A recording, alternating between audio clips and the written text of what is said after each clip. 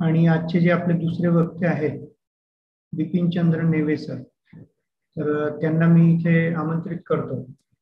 आपलं स्वागत आहे सर. नमस्कार सर. नमस्कार. मी आपलं स्वागत करतो आणि आपल्याला अशी विनंती करतो की आपल्या व्याख्यानाला सुरुवात करावी. धन्यवाद. आपली आजची जी व्याख्यानमाला आहे वेदचक्षु व्याख्यानमाला, वेदचक्षु व्याख्यानमालेचे माननीय उज्ज्वलजी पावले सर आणि श्री गजानन ॲस्ट्रो वर्ल्ड याचे मान्यवर श्री राजेशजी मंडोरे आणि आजच्या व्याख्यानासाठी जमलेले सर्व ऑनलाईन माध्यमातून जमलेले उपस्थित श्रोतेगण,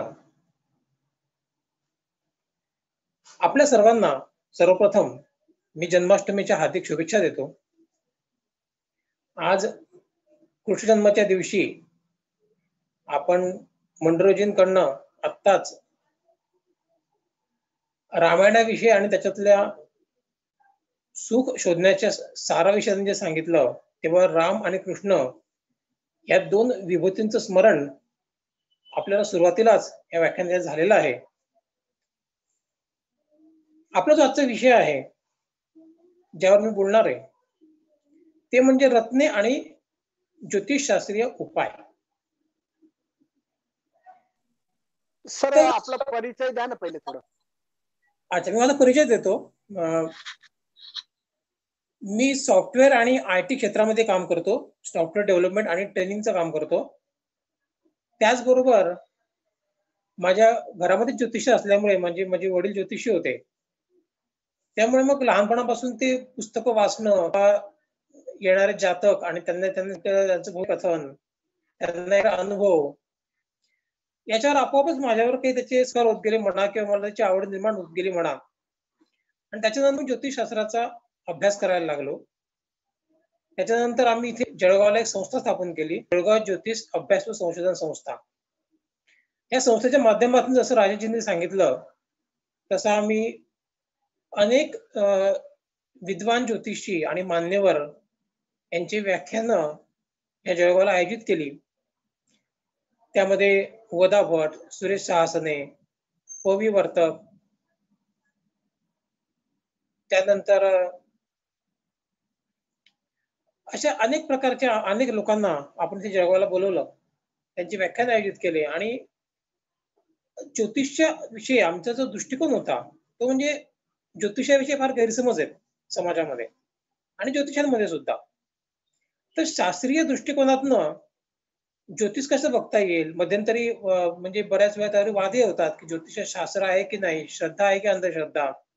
परंतु ज्योतिष शास्त्रच आहे आणि आता हे सध्याच्या सरकारने मान्य केलेले आणि अभ्यासक्रमामध्ये तो अभ्यासक्रम आयोजित टाकलेला आहे विद्यापीठाच्या अभ्यासक्रमामध्ये.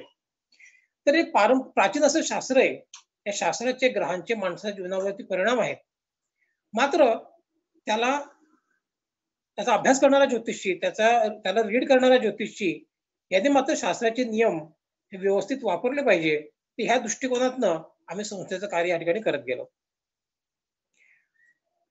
त्यानंतर मी आता माझ्या विषयाकडे वळतो, रत्ने आणि ज्योतिषीय उपाय.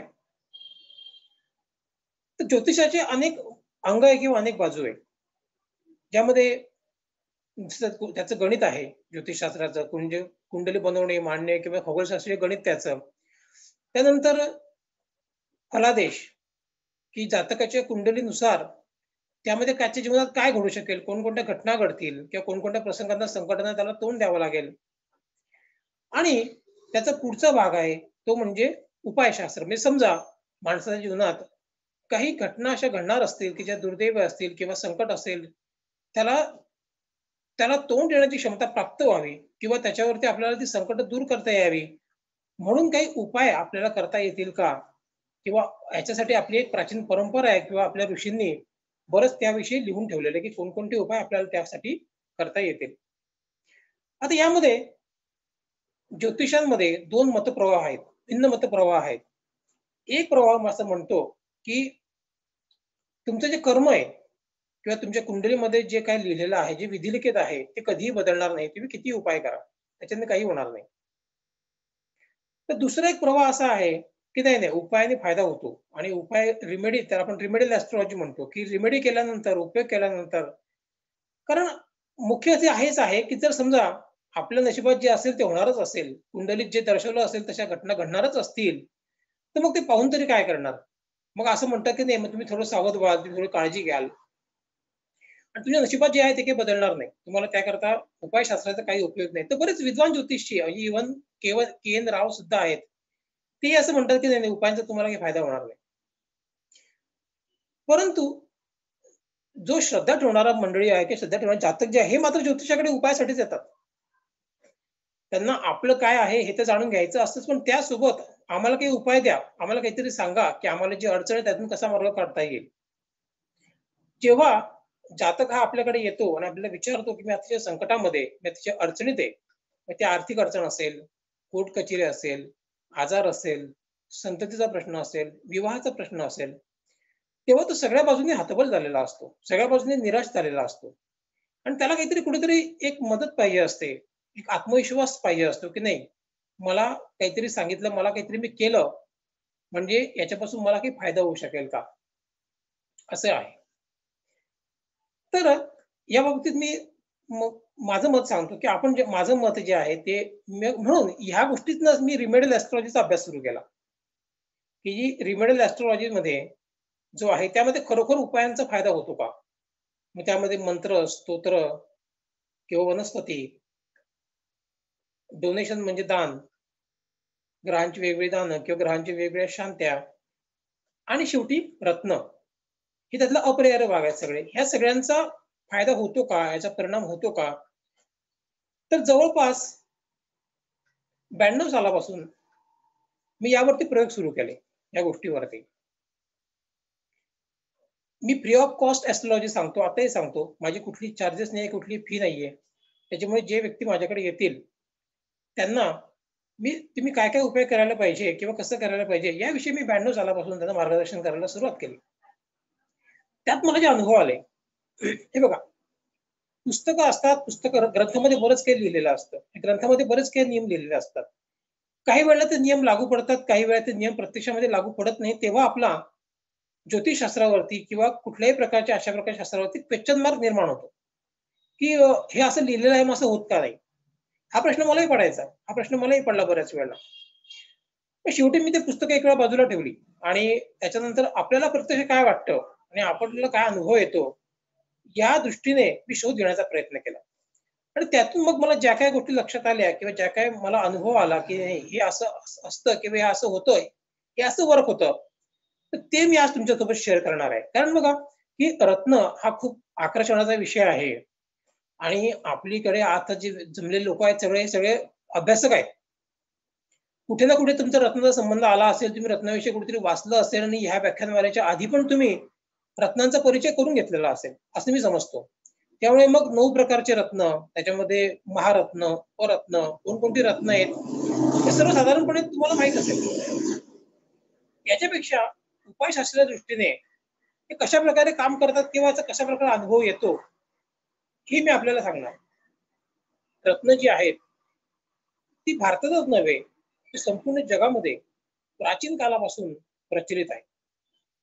आपण म्हणतो की भारतामध्ये 5000 वर्षापासून किंवा जेव्हा महाभारत झालं किंवा रामायण झालं तेव्हाही रत्न होती. ग्रंथामध्ये त्याचाही उल्लेख आहे, आपल्या पुराणांमध्ये, वेदांमध्ये, या सगळ्यांमध्ये रत्नांचा उल्लेख आहे.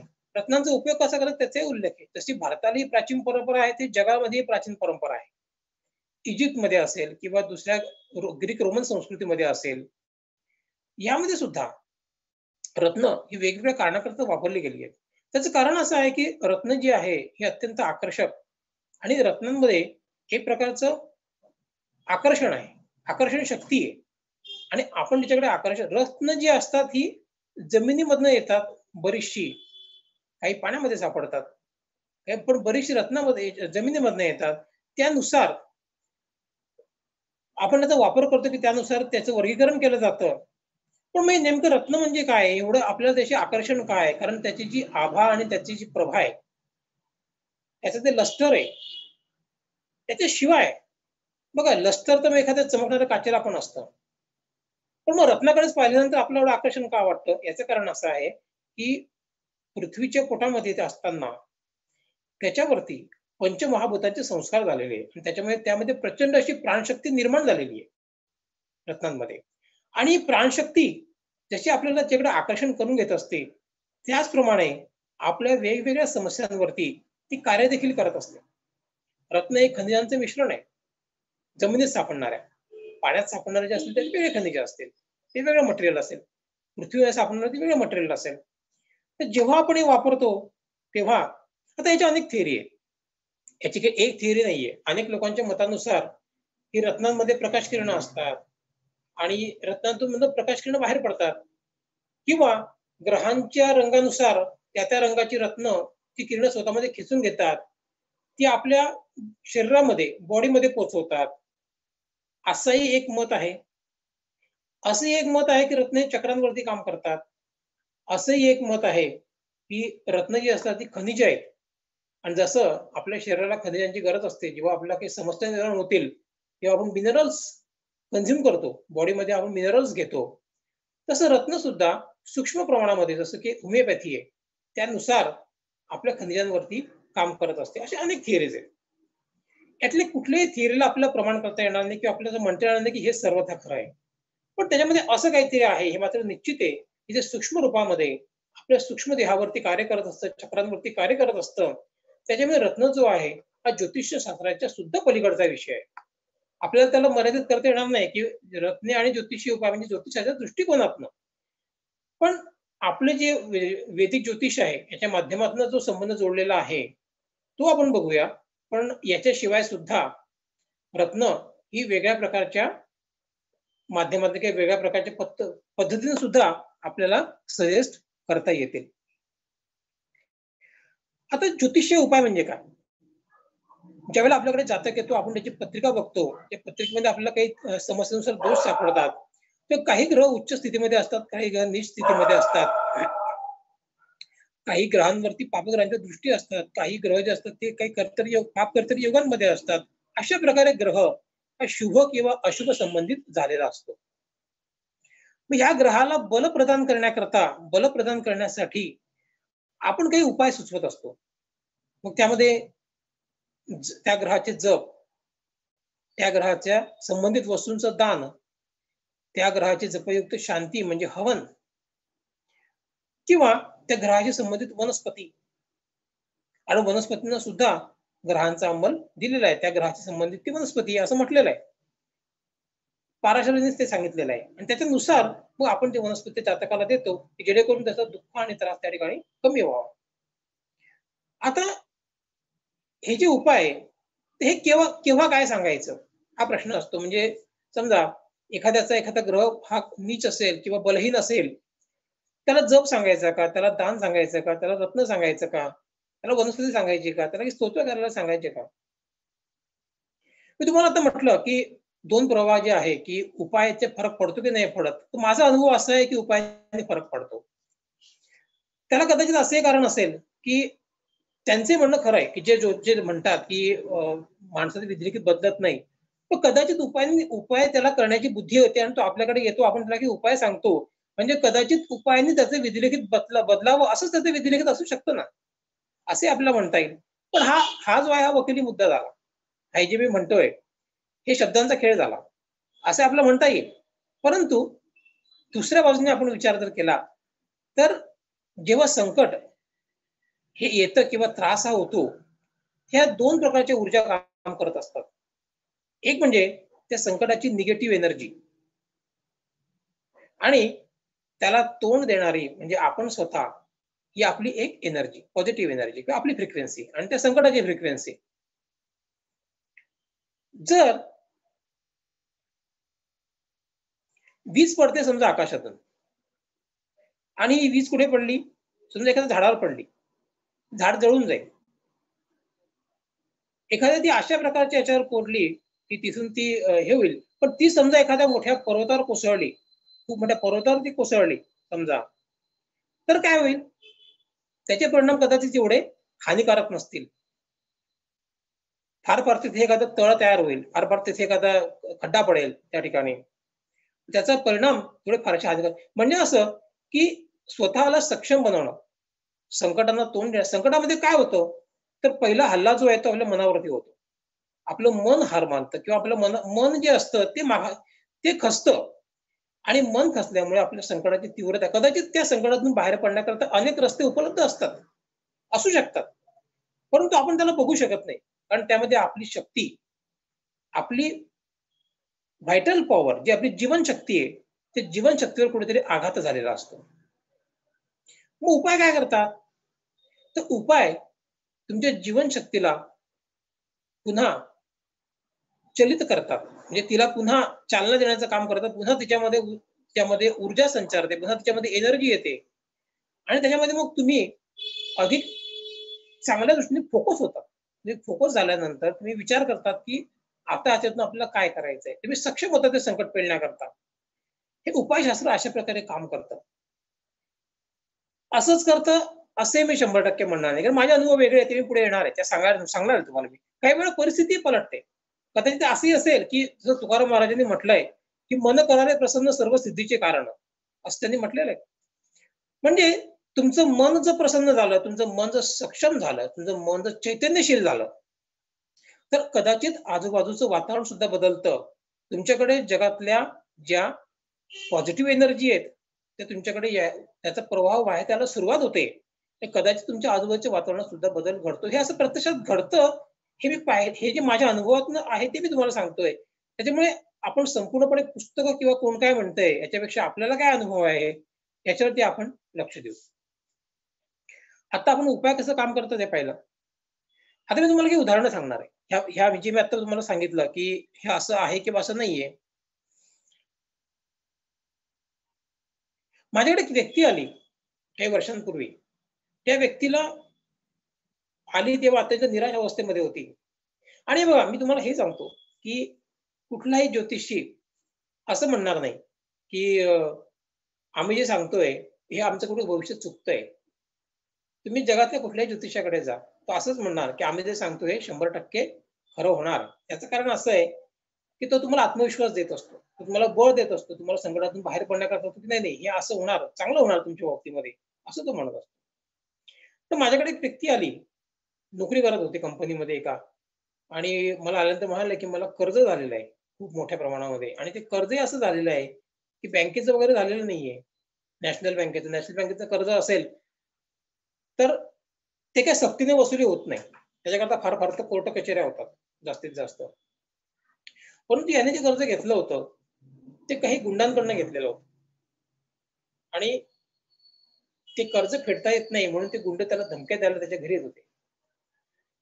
त्याच्या मनावर तो डिप्रेशन मध्ये गेला. त्या व्यक्ती, त्याने मला जे सांगितलं मी तुम्हाला सांगतोय, तो डिप्रेशन मध्ये गेला आणि तो मला म्हणायचा की मी अक्षरशः त्यांनी दरवाजावर थाप पडली की मी थरथर कापतो आणि मी कॉटच्या खाली लपून जातो. मी पत्नीला सांगतो, त्यांना सांग की मी घरात नाहीये. पण म्हणजे तेही आता ऐकायला तयार, धमक्या देतात आता की आम्हाला दिसू दे, आम्ही त्याला बघतो, आम्ही त्याचं काय करायचं ते बघतो, आम्हाला फक्त सापडू दे. मी अशा अवस्थेमध्ये आहे की मला आता माझं जीवन नकोसं झालेलं आहे आणि आता या जीवनाचा काही भरोसा नाही, मी केव्हा काय करणार याचा माझे स्वतःवर आता विश्वास राहिलेला नाही. अशा प्रकारे त्याने मला सांगितलं. त्या व्यक्तीला मी काही धीर दिला अर्थातच, त्याला काही व्यावहारिक उपाय सांगितले आणि त्याला मी काही उपाय दिले. त्यामुळे तो उपाय मी तुम्हाला आताही सांगतो. मी त्याला रामरक्षा स्तोत्राचे पाठ करायला सांगितले, त्याला आणि त्याच्या पत्नीला. अजूनही काही उपाय सांगितले, रामरक्षा स्तोत्राचे पाठ सांगितले. रत्न देण्यासारखी परिस्थिती नव्हती, त्या माणसाची मनस्थिती पण नव्हती आणि आर्थिक स्थिती पण नव्हती, त्यामुळे रत्नांचा विषयच नव्हता. जे उपाय दिले त्याला ते काही उपाय, काही तोडगे आणि रामरक्षेचे पाठ हे त्याला सांगितलं आणि त्याला काही व्यावहारिक उपाय दिला की बाबा तू घाबरू नको, तू गुंडही जरी असला समजा तर तू तुला मारणार नाही आणि जीवानिश्चित अजिबात मारणार नाही. त्याचं कारण की त्याला तुझे पैसे वसूल करायचे, तुला मारून तू काय करणार, त्याला स्पष्ट सांग. त्याने मला सांगितलं की माझा एक प्लॉट आहे, तो मला विकायचा आहे, पण तो विकून मी यांचे पैसे देणार आहे, पण हे मला इतकं घाबरत आहेत की मला काही काम करायलाच समजत नाही, मला काय करावं ते कळत नाहीये. त्याला म्हटलं जे तू मला सांगितलं त्याला स्पष्ट सांग, समोरासमोर बोल, अगदी डोळ्यात डोळे घालून बोल, स्पष्टपणे बोल की बाबा रे मी तुला आता पैसे देऊ शकत नाही, माझा जो प्लॉट आहे तो विकून मी तुला ते पैसे देणार आहे, तोपर्यंत मी काहीच करू शकत नाही, तुम्हाला किती धमक्या दिल्या तरी त्याचा काही फायदा नाही. त्याच वेळेला त्याला 4 दिवसानंतर ती व्यक्ती मला सांगायला आली, म्हणे सर तुम्ही जे मला सांगितलं, मी 4 दिवस झाला मी सतत रामरक्षाचे पाठ करतोय आणि फार मोठं आश्चर्य घडलं. आज ते मी तुम्हाला सांगणार. मी जे तुम्हाला म्हटलं की जे म्हणतात की उपायाने फायदा होत नाही किंवा तुमचं विधिरेखी तसंच असतं, त्यासाठी तुम्हाला सांगतो. त्या व्यक्तीने मला सांगितलं की मी रामरक्षे पाठ केल्यानंतर 4थ्या दिवशी ते लोक माझ्याकडे आले. तुम्ही जसं म्हटलं तसं मी केलं. मी त्यांना सांगितलं की बाबा रे, तू बैस माझ्याशी मीटिंग कर. मी तुला पैसे देऊ शकत नाही त्याचं कारण की माझ्याकडे पैसेच नाहीये. देण्याची इच्छा खूप आहे. 100% मी तुझे पैसे देईल. मी बुडवणार नाही. माझ्याकडे जे आहे ते रिसोर्सेस आहेत. हा माझा प्लॉट आहे. हा मी विकणार आहे. तो अजून विकला गेलेला नाहीये किंवा त्याला अजून गिऱ्हाईक पण नाहीये. असं अशी परिस्थिती त्यांनी आणली आणि झाले काय आश्चर्य! म्हणजे ती जी व्यक्ती होती म्हणे तिचं मनच पालटलं आणि ती व्यक्ती उलट मला म्हणते, की तुला काय त्या जागेकरता तुला खर्च लागतोय, तो मी तुला अजून पैसे द्यायला तयार आहे. मी तुला आता पैशाकरता त्रास देणार नाही. तू तो प्लॉट विक, आरामात विक. उलट त्यासाठी तुला त्या जागेकरता तुला काही खर्च लागणार असेल, तर खर्च मी तुला देतो. मी तुला अजून पैसे देतो. त्याच्यानंतर यथावकाश तो प्लॉट विकला गेला. त्यांच्या माणसाचे पैसे परत दिले. त्यानंतर ती व्यक्ती परत माझ्याकडे आली. म्हणजे सर पुन्हा आयुष्यामध्ये मी कसे अशा प्रकारचे काही गडबडीची कामं करणार नाही. मी सरळ नोकरी करेल. त्याची पत्नी आली, त्याची 2 गोड मुलं आली माझ्याकडे आणि त्या संकटातून तो सुटला. त्यातून तो बाहेर पडला. मग आता त्याचं आत्मिक बळ वाढणं हा रामरक्षेचा परिणाम होतो, ही गोष्ट ठीक आहे. पण समोरच्या माणसाच्या मनाचं परिवर्तन होऊन जो त्याला धमक्या देतो, त्यानेच त्याला पैसे देणं हा आपला चमत्कार नाही वाटत का? म्हणजे याचा अर्थ असा, की उपायांनी बदल होतो, आजूबाजूच्या वातावरणात सुद्धा होतो. हा माझा अनुभव आहे. तुम्हाला अजून एक उदाहरण सांगतो. माझ्याकडे एक व्यक्ती यायची. तिचा पती-पत्नींचं पटत नव्हतं, काहीतरी कारणं होती. त्यानुसार त्यांचा दोघं सेपरेट राहत होते. घटस्फोट होणार होता, परंतु होत नव्हता आणि ती व्यक्ती अतिशय तणावामध्ये होती. त्याला काही जप दिले त्या ग्रहांचे. ते जप त्याला स्वतः करायला सांगितले. कुठल्याही जपाचा स्वतः केल्यानेच फायदा होतो. तुम्ही जर दुसऱ्याकडनं करून घ्याल, त्याचा तुम्हाला खूपच कमी फायदा होईल. तुम्ही स्वतः कराल तर तुम्हाला त्याचा जास्त फायदा होईल. त्या व्यक्तीला स्वतः जप करायला सांगितले. जवळपास 1.25 वर्ष लागलं. 1.25 वर्षानंतर त्या व्यक्तीने चिकाटी सोडली नाही. त्याला सांगितली ती संख्या, सांगितल्या पद्धतीने तो करत राहिला आणि 1.25 वर्षानंतर त्याचा यथावकाश त्याचा डिव्होर्स झाला. त्याचं दुसरं लग्न झालं. त्याला मुलं झाली. नंतर त्याचं सगळं पुढे व्यवस्थित झालं. अजूनही त्याचं जे काही त्याला जप दिलेलं ते सुरूच आहे. रत्नाचा विषय तोपर्यंत नव्हताच. आणि ह्याच व्यक्तीला मी एक पाचू दिला होता. साधा 3 कॅरेटचा अगदी स्वस्तातला, महागडा नाही. ते तुम्हाला सांगणार आहे मी, की रत्न आणि त्याची किंमत आणि त्याच्याविषयी मी बोलणार आहे. काही वर्ष त्या माणसाने पाचू वापरला. आता काही वर्षापूर्वी तो माझ्याकडे आला 5-7 3-4 वर्षापूर्वी. आणि म्हणे, "सर आपल्याला हा पाचू बदलवायचा, आपल्याला खूप भारीतला घ्यायचा आहे." त्याला मी चांगला भारीतला पाचू दिला आणि त्याच्यानंतर त्याने मला त्याचा अनुभव सांगितला. 1 महिन्यानंतर की म्हणजे जेव्हापासून मी तो पाचू घातलेला आहे, तेव्हापासून माझा एकदम आर्थिक बाजूच पालटलेली आहे. बघा पाचू हे खूप चमत्कारिक रत्न आहे. जसं आपण ग्रंथामध्ये वाचतो, की असं म्हणतं, की सक्सेसचा स्टोन पुष्कराज आहे. पण सक्सेसचा स्टोन पाचू सुद्धा आहे. आपण असं म्हणतो, की पाचू हे बुधाचं रत्न आहे. तर पाचू हे फक्त बिझनेसमनसाठी किंवा व्यवसाय बुद्धीसाठी किंवा बुद्धी वाढवण्यासाठी ते कामात पडतं. परंतु एका व्यक्तीला मी पाचू दिला. ती व्यक्ती फिल्म डायरेक्टर होती आणि त्या फिल्म डायरेक्टर व्यक्तीला राष्ट्रपती पुरस्कार मिळाला. त्याच्या प्रादेशिकच्या फिल्मबद्दल त्याला. कलेच्या क्षेत्रामध्ये सुद्धा पाचू हे अत्यंत प्रभावी असं रत्न आहे. जरी बुध हा कलेचा ग्रह नसला, शुक्र हा कलेचा ग्रह आहे, गुरु हा यशाचा ग्रह आहे. मी तुम्हाला तेच म्हणजे सांगण्याचा प्रयत्न हाच आहे, की प्रत्यक्ष अनुभव हे आपल्याला महत्वाचे आहेत. असा एकदा दोनदा नाही, मला अनेक वेळा अनुभव आला. एक एक व्यक्ती होती, ते ज्योतिषशास्त्राची आवड होती. त्या व्यक्तीला मी पाचूचा रत्न दिलं, पाचू स्टोन त्यांना दिला आणि साधारणपणे 2-3 वर्षानंतर मी त्याचा फीडबॅक घेतला. मी सहज भेटल्यानंतर विचारलं, "का मी तुला पाचू दिला त्याचा काय फायदा झाला?" तर मला काहीही फायदा झालेला नाही. तुम्ही दिलेल्या रत्नांचा. घालतोय म्हणे घालतोय. त्याचा काहीच फायदा झाला नाही. म्हटलं असं सांगा, तुमच्या जीवनात काय-काय घटना घडल्या त्याच्यानंतर? म्हणे मला ज्योतिषशास्त्र शिकायचं होतं. पण मला आतापर्यंत मला एक लिंकच लागत नव्हती म्हणे त्याची. कसं करायचं? काय करायचं? नंतर अचानक मला एक कोर्स मिळाला. मी तो कोर्स केला. त्याच्यानंतर त्याने त्याच्यामध्ये अनेक डिग्री घेतल्या.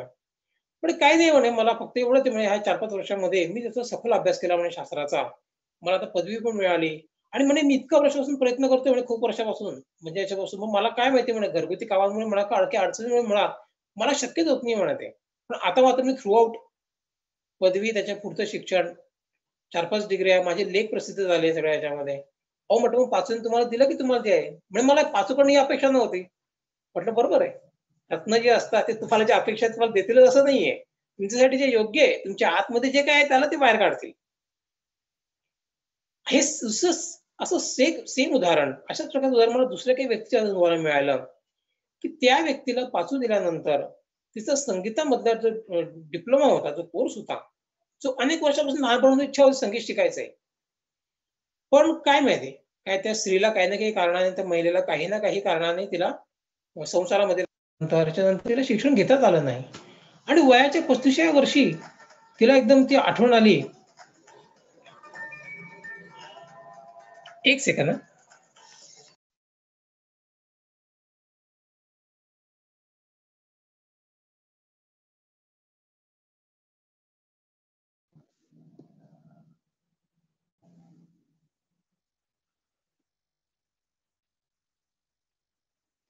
हा, तर त्या 35व्या वर्षी त्या स्त्रीला काय माहिती, तिला गुरु मिळाले संगीतातले.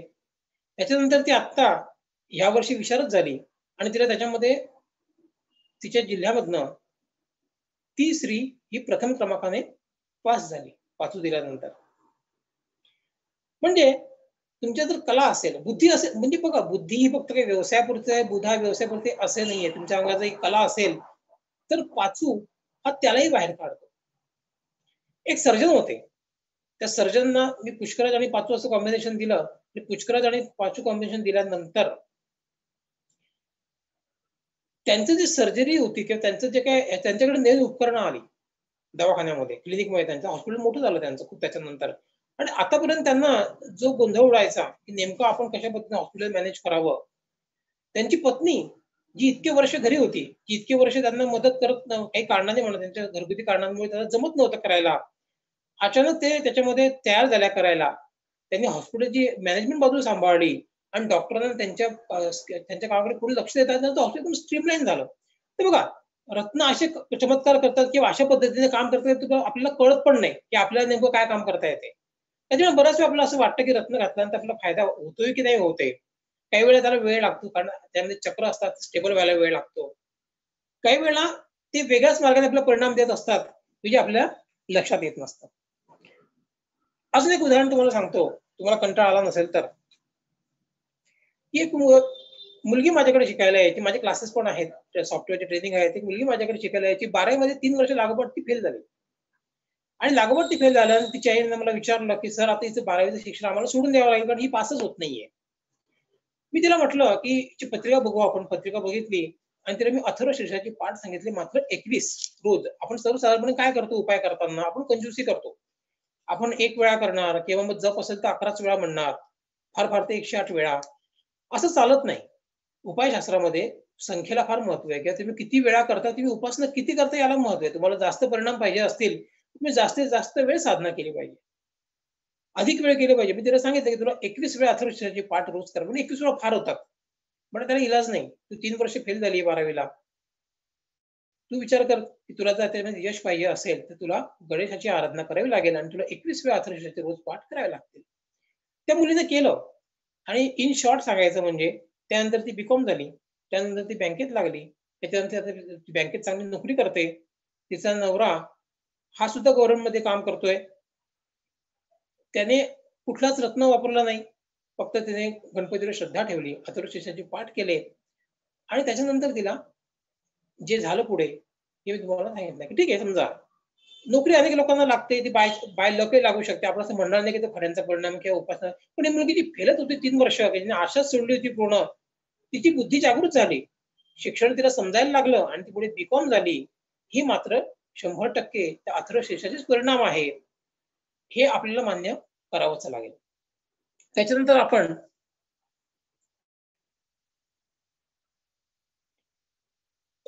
आपण जे आता याच्यामध्ये काय असं असतं बघा, की जी आपण रत्न आहे साधारणपणे आपण शॉर्ट मध्ये तिला आता पटकन बघून घेऊ की महारत्न कशाला म्हणतात. तुम्हाला माहिती आहे, पण मी एकदा रिवाइज करतो की माणिक, मोती, पोळं, पाचू, पुष्पराज, हिरा, नीलम हे जे आहेत यांना आपण महारत्न म्हणतो. आणि यामध्ये आपल्याला गोमेद किंवा लसण्या किंवा वैडूर्य याला आपल्याला घेता येईल. साधारणपणे आपण यांना महारत्न असं म्हणतो, कारण ही आपली हिला आपण बघा ग्रहानुसार रत्न ग्रहानुसार असतात असं काही नाहीये. तारखेनुसार पण रत्न असतात. काही ठिकाणी जन्माच्या महिन्यानुसार देण्याची पद्धती आहे. काही ठिकाणी चक्रानुसार जे हिलर्स असतात ते चक्रानुसार, म्हणजे समजा आम्ही जर हिलिंग पद्धतीने काम केलं तर आम्ही चक्रानुसार रत्न देतो. याच्या कोणत्या चक्रामध्ये दोष आहे, याच्या काय समस्या आहे, तसे आपल्याला त्या चक्रानुसार, चक्राला रंग असतो, चक्राला फ्रिक्वेन्सी असते, त्या चक्राची विशिष्ट रत्न आहेत, कोणकोणत्या चक्रांमध्ये दोष निर्माण झालेला आहे, त्यांचं एक रत्न किंवा कॉम्बिनेशन करून सुद्धा आपल्याला रत्न देता येतात. फक्त आपल्याला चक्रांमध्ये दोष हे ओळखता यायला पाहिजे, आपल्याला ते समजले पाहिजेत. याच्याकरता आपण सोपा उपाय म्हणजे आपले जे प्राचीन ज्योतिषी होते यांनी ग्रह आणि रत्न याचा संबंध जोडलेला आहे. प्रत्येक रत्नाला त्या ग्रहाची मालकी दिलेली आहे. जसं आता समजा माणिक हे रवीचं रत्न आहे, मोती हे चंद्राचं रत्न आहे, कारण मोती हा पाण्यामध्ये सापडतो आणि चंद्र हा पाण्याचा कारक आहे, म्हणून चंद्राचं रत्न मोती अशी मान्यता तयार केली गेली. पोळो हे लाल आहे, मंगळाचा रंग पण लाल आहे, म्हणून पोळो हे मंगळाचं रत्न आहे. बुधाचा रंग आपण हिरवा मानतो, पाचूचा रंग पण हिरवा आहे, म्हणून पाचू हे बुधाचं रत्न आहे. त्याचबरोबर बुध हा मज्जा संस्थेवरती काम करतो, बुद्धीवरती काम करतो, म्हणून पाचू हा मज्जा संस्थेवरती काम करणारं रत्न आहे, बुद्धीचं रत्न आहे असं म्हटलं जातं. किंवा जेही हिरव्या रंगाचे खडे असतील, मग त्यामध्ये पेरिडॉट असेल, जेड असेल, त्याची उपरत्न ही, किंवा पाचू, ॲक्वामरीन त्यासारखा थोडा त्याच्या रंगाचा, किंचित रंगाचा, ही सगळी पाचूची रत्ने अशी आपण मान्यता आपण वापरतो, याची मान्यता आपण त्याला देतो. त्याच्यानंतर मी पेरिडॉट विषयी अनुभव तुम्हाला सांगणार आहे. पेरिडॉट विषयी, पेरिडॉट ह्या खड्याविषयी, त्याच्या अगोदर आपण पटकन बघून घेऊ की जे याच्या आता हे रत्न महारत्नाला का म्हटले जातात, कारण की याचं जे कठीणता असते ही खूप जास्त असते, ती टिकते, ती सहजासहजी फुटत नाही किंवा त्याला जिरे पडत नाही किंवा तिचे काही तुकडे पण उडत नाही. अच्छा, ते जे रत्न जे असतात ती तशीच तिचं काठिण्य जास्त असल्यामुळे, कठीणता जास्त असल्यामुळे, त्याचबरोबर तिचं सौंदर्य, तिचं जे लस्टर असतं हे पण जास्त, अर्थात लस्टर हे उपरत्नामध्ये सुद्धा सापडतं. काही काही रत्न हे मुख्य रत्नापेक्षा पण सुंदर आहेत, पण सुंदरता आणि काठिण्य आणि दुर्मिळता ही त्या महारत्नांची 3 वैशिष्ट्य आहेत. त्यांना महारत्न का म्हणायचं, त्याच्यामध्ये 3 वैशिष्ट्य असतात. एक तर ते कठीण असतात, त्याची प्रभा किंवा आभा फार तेजस्वी असते, म्हणजे त्याचं लस्टर, आणि तिसरी गोष्ट म्हणजे ते दुर्मिळ असतात. जर रत्न इझिली सापडलं, आपण जर रस्त्याने जातोय आणि आपल्याला जर ठिकठिकाणी समजा खडे पडलेले सापडले तर त्याला कोणी महत्व देणार नाही. तसे तर मग गारगोटे पडलेले असतात ठिकठिकाणी, साधे दगडे पडलेले असतात, पण ते दुर्मिळता नाही, हे श्रीलंकेमधल्या खाणीमधलं आहे, हे बर्मा खाणीमधलं आहे, हे आफ्रिकेमधलं आहे, हे अमुक ठिकाणी सापडतं, हे अमुक ठिकाणी सापडतं, तिथनंच येतं. फक्त ही दुर्मिळता जी असते ही त्या रत्नाचं महत्व वाढून जातं, म्हणून आपण तिला महारत्न म्हणतो. उपरत्न जे असतात ही तुलनेने स्वस्त असतात, ठिवशीर असतात, तिचं काठिण्य महारत्नापेक्षा कमी असतं, आणि त्याशिवाय तिची उपलब्धता ही मुबलक प्रमाणामध्ये असते, जास्त प्रमाणामध्ये असते. जे मिळण्याची जे मिळतं ते बऱ्याच प्रमाणामध्ये मिळतं, आणि त्याच्यामुळे उपरत्न असं म्हटलेलं आहे. ऍक्च्युली रत्न ही सगळे रत्नच आहे, पण आपण त्याला महारत्ने आणि उपरत्ने या 2 प्रकारामध्ये आपण त्याचं वर्गीकरण करतो. आता उपरत्नांमध्ये गुणधर्म नाहीत का, महारत्नामध्ये खूप जास्त आहेत का? महारत्नामध्ये खूप जास्त आहे. त्याची जी पोटेन्सी आहे, जसं आपण असं म्हणू की 500 mg ची गोळी आणि 200 mg 250 mg ची गोळी, याच्यामध्ये फरक आहे. 100 mg ची गोळी याच्यामध्ये फरक आहे, कारण त्याची पॉवर मध्ये फरक आहे. तसंच यांच्या पॉवर मध्ये फरक आहे, इंटेन्सिटीमध्ये, तीव्रतेमध्ये फरक आहे, परिणाम देण्याच्या क्षमतेमध्ये फरक आहे. लहान खडे परिणाम देतात का? देतात, पण मोठे खडे त्यापेक्षा जास्त परिणाम देतात का? नक्की देतात. परंतु आता त्यामध्ये काय असतं की रत्न हे महाग असतात, क्षमता नसते प्रत्येकाची घेण्याची. त्यामध्ये अजून एक गोष्ट तुम्हाला सांगायची आहे की असं म्हटलं जातं, म्हणजे आता जे उपाय आम्ही सांगतो किंवा माझ्यासारखे जे उपाय सांगणारे जे अनेक ज्योतिषी असतील त्यांचा पण अनुभव असेल हा, की रत्न जर सुचवली आपण की अमुक अमुक वापरा, तर सगळ्यांना नाही म्हणत, मग काही लोकांना असं वाटतं की हा कापणारा ज्योतिषी आहे, हा जो आहे हा पैसे आपल्याकडून उकळणार, मजबूत खूप पैसे उकळणार आपल्याकडनं, कारण हा वेगवेगळे रत्न सांगतोय. तसं डॉक्टरच्या बाबतीत प्रभाव असतो. आपण कडे नाही बाबा, तो डॉक्टर जो आहे ना सगळे रिपोर्ट काढायला लावतो, सेटिंग आहे त्याचं दुसरीकडे कुठेतरी त्याचं, आणि तो हे आपल्याला असं वाटतं, प्रत्येक असं नसतं यामध्ये. तर डॉक्टर पण चांगलाच असतो, त्याला काही शंका आलेल्या असतात आणि त्याला तुमच्या प्रकृतीची काळजी असते. आता काही डॉक्टर असतात त्याला अपवाद नाही असं नाही, पण जनरली डॉक्टरांना तुमच्या तब्येतीची काळजी असते, त्यांना कोणत्याही प्रकारची रिस्क घ्यायची नसते, कारण तुमचा जीव अनमोल असतो, तो एकटाच असतो. म्हणून ते म्हणतात की नाही बाबा रिपोर्ट काढून घे. जुने डॉक्टर वेगळे होते. जुने डॉक्टरांचं जे होतं निरीक्षणावर त्यांचा आधारित होतं, त्यांना रिपोर्टची गरज नाही पडायची. हा प्रत्येक पिढीमधला फरक आहे. तसंच जे रत्न सांगणारे ज्योतिषी आहेत, मी माझा अनुभव सांगतो तुम्हाला. तर वाटतं काही लोकांना की बाबा हा कापणारा ज्योतिषी दिसतोय, हा मजबूत उकळणार आपल्याकडनं पैसे. आणि काही लोक करतात, मॅल प्रॅक्टिसेस करतात, ते सगळ्या त्याच्यामध्ये आहे. परंतु प्रत्यक्षामध्ये मात्र असं नसतं. कारण मी तुम्हाला एक अत्यंत याच्यामधलं रहस्य सांगतो, की रत्न हे देवता आहे एक प्रकारच्या. प्रत्येक रत्न म्हणजे एक देवताच आहे. आणि या देवता अशा कोणाकडे जात नाही. ते तुमच्याकडे यायचं असेल तर तुमच्याकडे येतील ते. मी रत्न सुचवून मोकळा होतो. मी त्याच्या पुढे कधी त्याला म्हणत नाही, की तू बाबा रे हे वापरतोस का? तू वापरशील का? तू घेशील का? त्याची इच्छा झाली तर तुम्हाला म्हणणार आणि त्याला म्हटलं तर मी त्याला देणार. कारण की रत्न या देवता आहेत, त्या कोणाकडे जात नाही अशा. तर ज्याच्याकडे जायचे त्याच्याचकडे जातात. हे लक्षात घ्या. आणि कधी असं घडू नका, की याने मला रत्न मुद्दाम दिलं, याने मला फसवलं, याने मला हे दिलं. असं होत नाही. त्या रत्नाला तुमच्याकडे यायचं असेल तर ते येईल. आणि ज्या दिवशी त्याला जायचं असेल त्या दिवशी ते जाईल. हे लक्षात घ्या. तुमचं रत्नांचं भाग्य आहे, रत्नांचा उपाय नाहीये. तसं एखाद्या सेवेने किंवा पुण्याने देवता प्रसन्न होते, तसं तुमच्या सेवेने आणि पुण्याने तुम्हाला रत्न प्रसन्न होतात. रत्न हे तुमचं भाग्य आहे. रत्न हा उपाय नाहीये. रत्न तुम्ही नाही केलं तरी चालेल. त्याशिवाय इतर अनेक उपाय ते करा.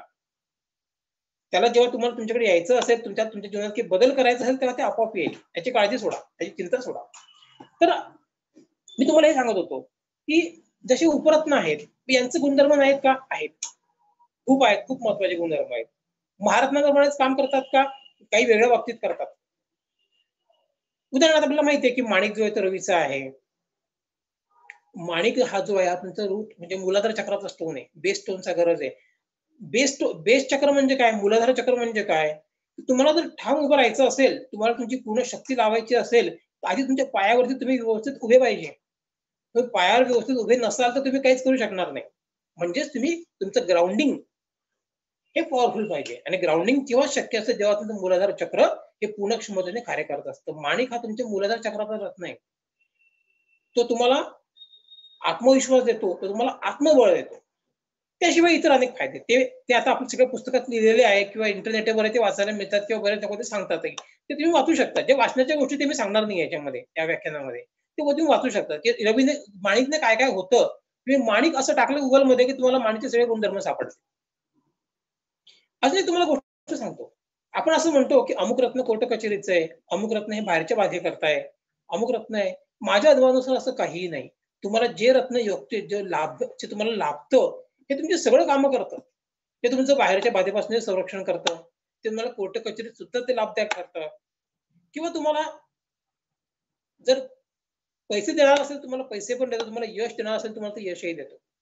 बहुतांशी सगळे रत्न जे असतात, हे त्या चक्राचे सगळेच कामं करतात.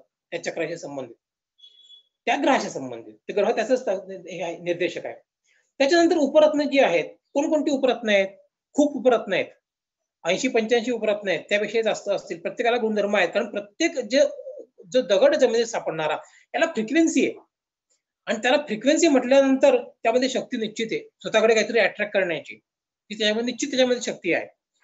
साधारणपणे मी तुम्हाला काही नावं सांगतो. Garnet, star ruby, moonstone, opal, carnelian, peridot, aquamarine, jade, citrine, amethyst, lapis lazuli, zircon, rock crystal म्हणजे स्फटिक, फिरोजा, हकीक, सुलेमानी, ब्लडस्टोन, अंबर, खूप प्रकारचे रत्न आहेत. हे सगळे रत्न मी वेळोवेळी प्रयोग म्हणून वापरलेली आहेत आणि त्या समस्यांवरती दिलेली आहेत आणि त्याचे अतिशय छान आणि चांगले अनुभव आलेले आहेत. त्याचे काय अनुभव मी तुम्हाला आता सांगणार आहे. मी तुम्हाला मगाशी पेरिडॉट विषयी बोललो होतो, की पेरिडॉट विषयी मला तुम्हाला सांगायचंय. मी पुढे सांगतो. काय झालं होतं, की माझ्याकडे एका आमच्या मित्राने एक केस आणली. एक मुलगी होती छोटी. तिला काही बाधेचा त्रास होता बाहेरचा, असं त्यांचं म्हणणं होतं. तिला काहीतरी त्रास आहे, ते तिला माणूस तज्ञाकडे घेऊन गेले. काही नाही, आदल्या दिवशी मुलगी चांगली होती आणि दुसऱ्या दिवशी तिला काहीतरी त्रास व्हायला लागला. मानसोपचार तज्ञांकडे नेलं. त्यांनी उपाय केले, दिले. त्याच्यानंतर मग त्यांनी मला विचारलं की काय द्यायला पाहिजे, तर मी तिला पेरिडोट हे रत्न मी दिलं. आणि पेरिडोट रत्न घातल्याबरोबर त्या मुलीने 24 तासामध्ये ती बरी झाली. तिला डॉक्टरच्या उपचारांची गरजच पडली नाही नंतर. आपोआप ती ते घातल्यानंतरच बरी झाली. इतकं ते मज्जा संस्कृती काम करणारं इतकं ते इफेक्टिव्ह रत्न आहे. अर्थात पेरिडोटचे इतरही गुणधर्म आहेत.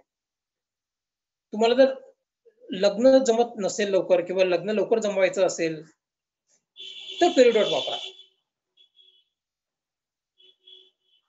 तुम्हाला जर आर्थिक प्राप्ती करता सुद्धा पेरिडोट आहे. पण सगळ्यात त्याचा मुख्य परिणाम जो मला मिळाला तो म्हणजे ह्या अशा प्रकारच्या काहीतरी ज्याला आपण काही बाधा म्हणतो किंवा आपण त्याला काही त्रास म्हणतो मानसिक त्याच्यावरती.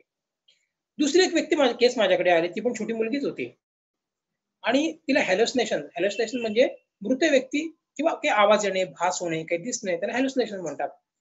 तिला असं भास व्हायचा किंवा तिला दिसायचं की तिची मृत आजी तिच्या समोर उभी आहे आणि ती अशी बोलते. असा त्रास तिला व्हायचा. काही दिवस तिला त्रास झाला. ते माझ्याकडे आल्यानंतर पेरिडोट दिला. पेरिडोट दिल्यानंतर जे आपण जे म्हणतो की रत्न किती दिवसात काम करतात, ते ऍक्च्युअली तेव्हाच त्यांनी काम सुरू केलेलं असतं घातल्या क्षणीच, ताबडतोबच. पण त्याच्या शक्तीनुसार म्हणा किंवा आपल्या समस्येनुसार म्हणा, आपल्याला ते कमी जास्त परिणाम त्याचे जाणवत की आपल्याला कळत नसतं. एक सूक्ष्म रूपाने आपल्या अंतर्गत जे काम करत असतात ते आपल्याला कळत नसतं. 24 तासामध्ये त्या मुलीची समस्या दूर झाली. त्याच्यानंतर कधीही तिला तो तशा प्रकारचा त्रास झाला नाही. त्या पेरिडोटचा मला अनुभव आला. त्याच्यानंतर मी अजून एक तुम्हाला सांगणार आहे सावधानतेची सूचना किंवा की रत्न जे असतात ते कधी आपल्या मनाने वापरू नका, कारण त्याचे दुष्परिणाम सुद्धा असतात. तोच मी तुम्हाला ती गोष्ट सांगणार आहे. माझ्याकडे एक टीचर होते जे माझ्याकडे शिकवायचे माझ्या इन्स्टिट्यूटला. तर त्यांना माहिती की आपले सर हे काहीतरी ज्योतिष वगैरे बघतात, उपाय वगैरे सांगतात. आणि त्यांची समस्या मला सांगितली. म्हणजे सर माझी अशी समस्या आहे, नोकरी काही व्यवस्थित लागत नाहीये, त्रासही होतो मानसिक बराच, रात्री झोप लागत नाही. ही त्यांची मुख्य समस्या होती. स्ट्रेसमुळे असेल किंवा कशामुळे असेल, रात्री मला झोप नीट लागत नाही. त्यांना एमेथिस्ट नावाचा एक स्टोन दिला. एमेथिस्ट नावाचा स्टोन दिल्यानंतर त्यांना घातल्यानंतर आता तो स्टोन मी त्यांना दिला आणि त्यांनी तो म्हणजे घातला. त्याच्यानंतर 15 दिवसानंतर 8 दिवसानंतर 8 की 10 दिवसानंतर ते माझ्याकडे आले. माझ्याकडे येतच होते ते. त्यांनी मला अनुभव सांगितला. म्हणजे सर हा स्टोन घातल्यानंतर माझा त्रास अजून वाढलेला आहे, कमी झालेला नाही, अजून वाढला. म्हटलं काय झालं? म्हणे काय माहिती, म्हणे माझी सध्या खूप भांडणं होतात मित्रांची. म्हणून काल खूप मोठं भांडण झालं माझं, रात्री झोपही नीट लागत नाही आणि मनात नको नको ते भलते विचार येतात. म्हटलं तो खडा परत तुम्ही मला द्या. एमेथिस्ट शक्यतो कधी सांगितल्याशिवाय एकटा वापरू नका, कारण तुमच्यातली निगेटिव्हिटी तो बाहेर काढतो सगळी आणि तुम्हाला ती झेपली पाहिजे. म्हणून त्याला दुसरे स्टोन जोडावे लागतात. लक्षात घ्या. स्फटिक आपण असं जसं आपण काय म्हणतो की एखादी गोष्टीची शक्ती वाढवणे, त्याच्याकरता स्फटिक काम करतो. म्हणून काही कॉम्बिनेशन मध्ये स्फटिक द्यावा लागतो आणि स्फटिक त्यांची पॉवर वाढवतो, तो मॅग्निफाय करतो. एमेथिस्ट शक्यतो एकटा वापरू नका सांगितल्याशिवाय, तुमच्यातली निगेटिव्हिटी बाहेर काढतो त्यामधल्या. त्याला अजून त्रास वाढला. त्याला म्हटलं तो खडा परत माझ्याकडे दे. तो खडा परत घेतला. त्याला लॅपिस लजुली म्हणजे लाजावर्त नावाचे रत्न आहे ते त्याला जोडलं. आणि लाजावर्त जे आहे ते तुम्हाला बॅलन्स करतं, ते तुम्हाला स्थिर करतं, तुमच्यामध्ये शांतता आणतं. त्याला लॅपिस लजुली दिला. अजून लॅपिस लजुलीची इतर अनेक गुणधर्म आहेत. लॅपिस लजुली ते दिल्यानंतर एवढ्यानेच नाही, रत्नांना प्रोग्रामिंग करावं लागतं. हे बघा, रत्न तुम्ही जे नुसते वापरतात, रत्न हे देवता आहेत, त्यांचा संकल्प करावा लागतो, त्यांना प्रार्थना करावी लागते, त्यांचं इन्स्टॉलेशन करावं लागतं, तेव्हा तुम्हाला ते फळ द्यायला सक्षम होतात. काही लोक म्हणतात की आम्ही घातला पण आम्हाला फायदा नाही झाला. एक तर त्या रत्नांचे त्याची क्वालिटी लो असते. लो क्वालिटीचे रत्न हे फारसा फायदा देत नाही, घालूच नका. मग त्याच्यापेक्षा लो क्वालिटीचे रत्न वापरण्यापेक्षा न वापरलेले बरे. जेव्हा तुमच्याकडे पैसे असतील, जेव्हा तुम्ही खर्च करू शकत असाल, तेव्हा तुम्ही चांगल्या क्वालिटीचे रत्न वापरा. किंवा त्या रत्नांचं प्रोग्रामिंग झालेलं नसतं. पुन्हा मी त्याच्यावरती इन्स्टॉलेशन केलं, मला त्याच्यावर अभिषेक केला, त्याला संकल्प केला, प्रोग्रामिंग केलं, इन्स्टॉलेशन केलं, त्याच्यानंतर त्याला दिलं. त्याच्यानंतर त्याला त्याचे अतिशय उत्तम अनुभव आले. त्याची नोकरी प्रमोशनही झालं, त्याला दुसऱ्या लाईन मिळाल्या, झोप लागत नव्हती, झोप लागायला लागली, मनामध्ये जे निगेटिव्ह विचारायचे ते नष्ट झाले. हा अगदी रोकडा अनुभव आहे, हा समोरचा अनुभव आहे. त्याच्यानंतर मग मी एमेथिस्ट देताना काळजी घ्यायला लागलो. मी कधी एकटा एमेथिस्ट मग त्या व्यक्तीला पूर्ण पाहिल्याशिवाय त्याला दिल्याशिवाय मी त्याला दिलं नाही. म्हणजे आपण जे म्हणतो की सरसकट रत्न वापरायची असं नाहीये. त्याच्यानंतर टुर्मलिन नावाचं रत्न हे अतिशय उत्तम परिणाम होतं. गार्नेट नावाचं रत्न फार आता गार्नेट जे आहे ते बेस्ट स्टोनचं रत्न आहे. तुम्हाला आता सांगितलं मी की ते मूलाधार चक्राचं रत्न आहे गार्नेट. माझ्याकडे एक व्यक्ती आली, घराचं काम 3 वर्ष झालं होतं. मोठी बिल्डिंग बांधत होता तो माणूस. 3 वर्ष झाले घराचं काम चाललं होतं. रखडत चाललेलं होतं. पूर्णच होत नव्हतं. मिस्त्री ऐकायचे नाही, मटेरियल मिळायचं नाही. काही ना काही अडचणी यायच्या आणि ते काम रखडत राहायचं. मग वेळ वेळ झाला की मला सांगा मंडुरे साहेब, तुमची वेळ संपली की मला सांगा. कारण काय मग हे चालू 10 मिनिटं आहेत सर, अजून 10 मिनिटं बोलू शकता. ठीक आहे. ती व्यक्ती माझ्याकडे आली, म्हणे माझं घराचंच काम पूर्ण होत नाहीये. मी त्या व्यक्तीला गार्नेट दिला आणि अजून 2 रत्न दिली. म्हटलं तुमचं काम आता होणार पूर्ण 100%. म्हणजे 100% म्हटलं 100%. असं गॅरंटी कोणाला देत नाही. तुम्ही वापरा, घाला, म्हणे मग तुम्हाला समजेल. त्यांना मी दिली. म्हटलं तुम्ही वापरा. मोठा गार्नेट दिला. बघा पॉवर मध्ये फरक असतो. मोठा गार्नेट दिला त्यांना, मोठ्या साईजचा. आणि 6 महिन्यामध्ये त्यांचं घर पूर्ण झालं. वास्तुशांतीला मला त्यांनी बोलवलं 6 महिन्यामध्ये. पण सर तुम्ही सांगितलं तसंच झालं. तुम्ही जे गार्नेट हायचे दिलं म्हणे मला गळ्यामध्ये घालायला. काही ते तुम्हाला सांगायचंय. आता कुठे कुठे वापरण्याचा फरक पडतो का? शरीराला कुठे रत्न घालायचे का?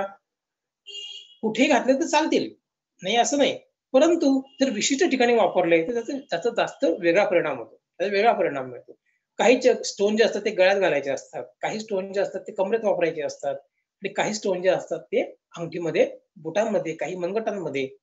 असं त्याचा परिणाम जो असतो तो वेगवेगळ्या ठिकाणी वेगवेगळा असतो. तर गार्नेट ह्या रत्नाचा अनुभव हा अतिशय उत्तम आला की त्यांचं घर जे आहे ते 6 महिन्यामध्ये पूर्ण झालं. अजून एक तुम्हाला गार्नेट विषयी अजून एक गोष्ट सांगणार आहे. पटकन एवढं संपवतो आणि सांगतो.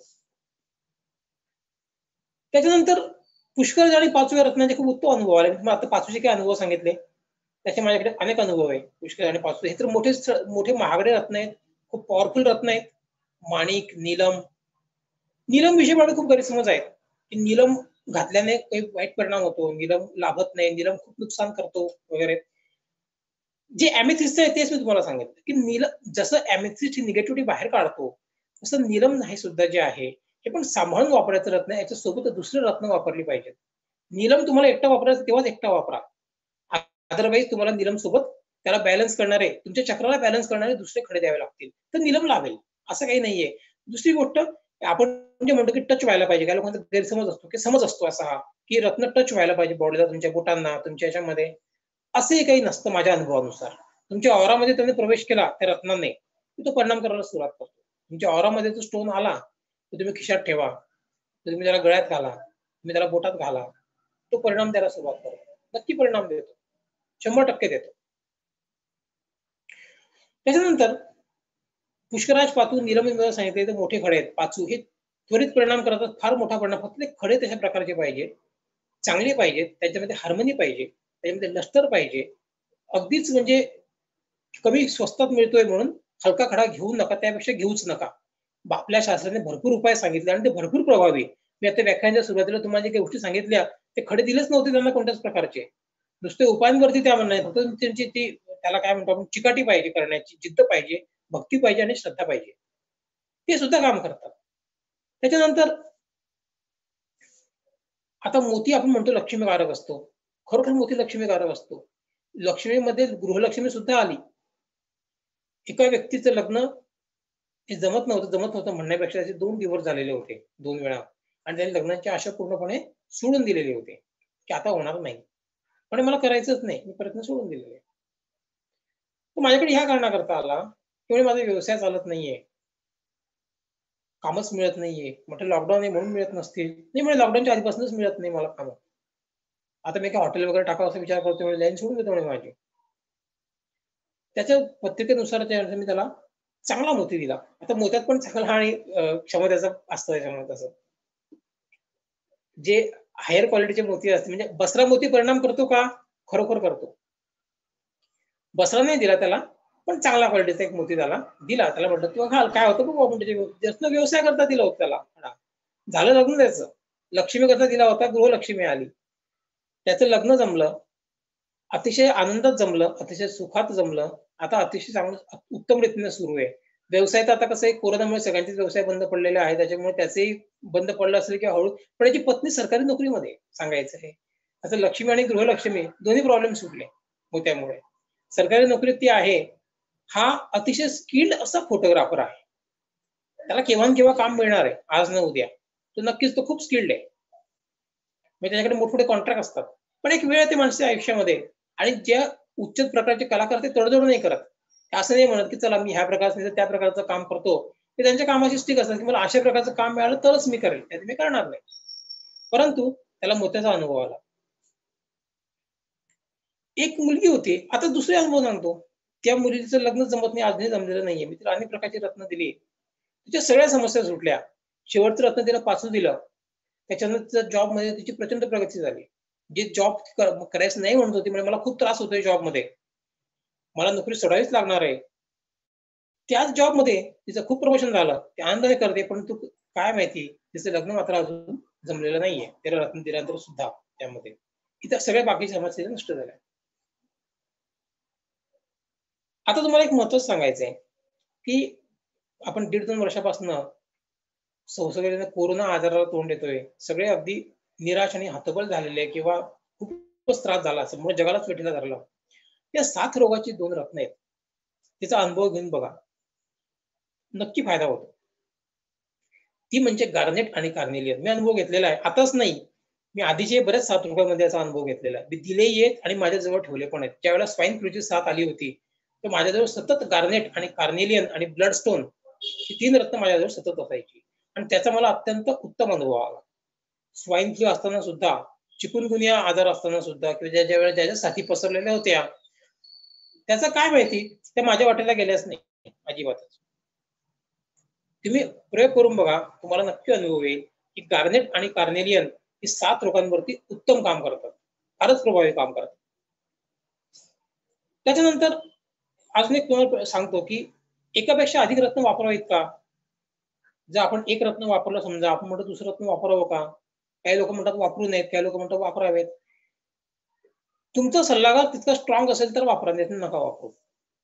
तुम्हाला जो देणारा असेल त्याला त्याचे कशाला कशाची जोड द्यायची, तुमच्या चक्रामध्ये कुठे कुठे दोष आहे हे त्याला कळत असेल, त्यावेळेस त्यांनी कॉम्बिनेशन केलं असेल. पण काही रत्न जे असतात ते एका रत्नाची पॉवर कमी करतात, तर काही रत्न दुसऱ्या रत्नाची क्षमता वाढवतात. त्याच्यामुळे ते कॉम्बिनेशन काय त्याच्यावर डिपेंड आहे. जर तुम्हाला देणारा डॉक्टर कॉन्फिडंट असेल तर वापरा, नाहीतर नका वापरू. एका वेळेला एकाचाच प्रयोग करा. एका चक्राला स्टेबल करा, एका ग्रहाला स्टेबल करा. एकदा स्टेबल झालेला ग्रह चक्र पुन्हा खाली उतरत नाही, याची काळजी करू नका. मी हे 4 महिने वापरलं, 6 महिने वर्ष वापरलं. काही लोक काय म्हणतात, आता मी हा 3 वर्ष झाले पाचू घालताय, आता मी हा काढून ठेवला तर मला वाईट परिणाम येतील का? हे तुमच्या मनाचे खेळ आहे सगळे. असं काही होत नाही. ते तुमच्या मनामध्ये निगेटिव्हिटी येते म्हणून तुम्हाला त्रास होतो.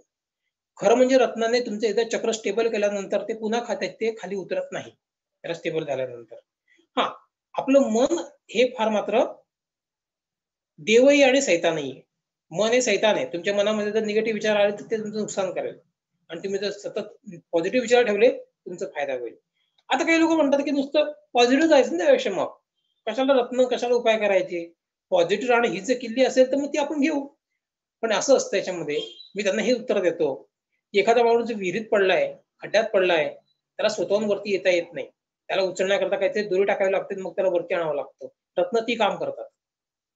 नुसते वास्तव पॉझिटिव्ह नाही होत आहेत. तुम्ही किती प्रयत्न करा, त्याकरता तुम्हाला कशाची तरी शक्तीची जोड लागते. निसर्गामध्ये जी शक्ती आहे ती जोड लागते. मग ती उपासना असेल किंवा रत्न असतील.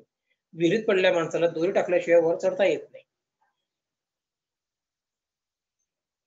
आणि आता शेवटचं आहे की ज्योतिषानुसार रत्न कशा सुचवायच्या त्या पद्धती. म्हणजे कोणी म्हणतं की राशीचं रत्न घालायचं. बहुतेक लोक येतात ते असंच म्हणतात की आमची तूळ राशी आहे तर आम्हाला कोणता कोण घालावा, आमची वृषभ राशी आहे तर आम्हाला काय घालावं लागेल, आमची कर्क राशी आहे तर आम्हाला काय घालावं लागेल. राशीनुसार रत्न ही जनरल पद्धत आहे. त्यानुसार ग्रहानुसार रत्न. आता याच्यातही अनेक पद्धती आहे. म्हणजे प्रत्येक ज्योतिषाचं जे पुस्तक असेल किंवा त्यात लिहिलेलं असेल त्यात असं म्हटलं जातं त्याच्यामध्ये. आता मी एक ज्योतिषी टीव्हीवरती पाहिले प्रसिद्ध फार, ते प्रथम स्थान, पंचम स्थान आणि नवम स्थान यांचं लॉकेट करूनच देऊन टाकतात. तिन्ही यांचं लग्नेश, पंचमेश, नवमेश सगळ्यांना एकच उपाय. ते बरोबर आहे, ते काही चुकीचं असं नाहीये, पण ती फार ढोबळ पद्धत झाली, फार जनरल पद्धत झाली. काही लोक त्याच्यामध्ये याच्या उलट बाजूचे असतात, म्हणजे ते फार त्याच्यामध्ये क्लिष्ट नियम मांडतात, किंवा बरे शुक्रवार शनीची दृष्टी असेल, किंवा मकरेचा मंगळ असेल, किंवा पंचमात शुक्र असेल आणि अमुक अमुक ठिकाणी दुसरा ग्रह असेल, इतक्या प्रकारचे कॉम्बिनेशन झाले तर तुम्हाला हिरा लाभेल, नाही लाभणार याच्यामध्ये. हाही फार दुसऱ्या दर्जाचा, म्हणजे फार वेगळ्या प्रकारचा हा सुद्धा नियमांचा. पण हे नियम काही एकसारखे सगळ्यांचे नाहीये. ज्याला जे पटतं की हे नियम माझे, त्यानुसार ते नियम पाहावा लागतो. माझा अनुभव सांगतो, जाऊ द्या बाकीचं सगळं, माझा अनुभव सांगतो. माझ्या अनुभवानुसार 12ही स्थानांचे खडे वापरले तरी चालतात, पण ते प्रसंगानुसार वापरावे लागतात. तुम्ही म्हणा की षष्ठ स्थान अशुभ आहे, अष्टम स्थान वाईट आहे, पापस्थान आहे, द्वादश स्थान पापस्थान आहे, त्याचे रत्न वापरू नका. तुम्ही काय कारणाकरता वापरताय, कशासाठी वापरताय, त्यावेळेला ग्रहांचं भ्रमण काय म्हणतं, दशा महादशा काय म्हणतात, त्यानुसार तेवढ्या काळापुरती वापरा, त्याचा फायदा होईल तेवढ्यापुरती. दशा महादशांची रत्न वापरायची का, त्याचा चांगला अनुभव येतो. दशा महादशांची रत्न जे असतात, उपदशा महादशा अंतर्दशा, याच्यामध्ये त्या त्या ग्रहांची रत्ने ही तुमच्या मूळ कुंडलीला जोड देत असतील तर वापरायला हरकत नाही. अशा रत्न सुचवण्याच्या अनेक पद्धती आहेत. तर हा जो विषय, हा विषय फार मोठा आहे, किंवा याच्यामध्ये खूप गोष्टी आहेत. त्याच्यामध्ये आपण अगदी शॉर्ट म्हणजे आपण त्याच्यामध्ये अगदी थोड्या बरोबर अगदी आता काही गोष्टी पाहिल्या आपण. मला असं वाटतं की हे व्याख्यान तुम्हाला मला आशा आहे की व्याख्यान तुम्हाला उपयुक्त वाटलं असेल. आज या ठिकाणी माननीय श्री उज्ज्वलजी पावले आणि गजानन ॲस्ट्रो वर्ल्डचे संचालक राजेशजी मंडोरे यांनी मला बोलण्याबद्दल इथे आमंत्रित केलं आणि मला बोलण्याची संधी दिली, याबद्दल आणि आपण सर्वांनी या व्याख्यानाचा आनंद घेतला, याबद्दल मी आपल्या सगळ्यांचा अत्यंत आभारी आहे. नमस्कार. धन्यवाद सर. धन्यवाद. आपण खूप उत्तम विचार मांडले, कारण रत्नांच्या बाबतीत खूप लोकांचे गैरसमज आहेत आणि अज्ञान खूप आहे, आणि ह्या व्यवसायामध्ये, रत्नांच्या व्यवसायामध्ये फसवणूक सुद्धा लोकांची खूप होते, आणि आपण त्या दृष्टीने खूपच चांगलं इथे माहिती दिली. म्हणजे ज्योतिषांनाही हे उपयोगीचं पडेल आणि सामान्य लोकांनाही उपयोगी पडेल, आणि हे एक अविस्मरणीय व्याख्यान सगळ्यांच्या दृष्टीने राहील अशी मला खात्री आहे. तर मी आपले आभार व्यक्त करतो. धन्यवाद सर.